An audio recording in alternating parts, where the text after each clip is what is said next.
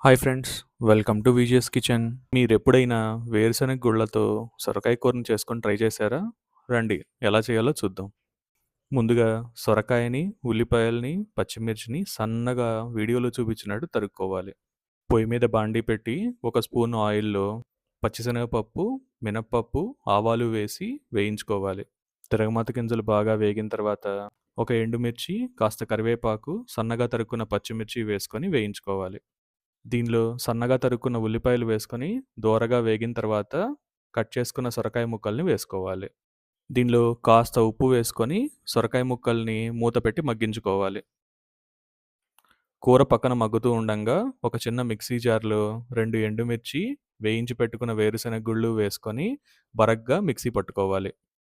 సొరకాయ ముక్కలు బాగా మెత్తగా మగ్గిన తర్వాత ఈ మిక్సీ పట్టుకున్న వేరుశెనగ గుళ్ళ పొడిని అందులో వేసుకొని బాగా కలుపుకోవాలి. ఒక 2 నిమిషాలు మూత పెట్టి బాగా మగ్గనిచ్చి, చివరగా కొత్తిమీర వేసుకొని దింపుకోవటమే. అంతే అండి. ఎంతో రుచికరమైన వేరుశనగ గుళ్ళ పొడితో చేసుకున్న సొరకాయ కూర రెడీ.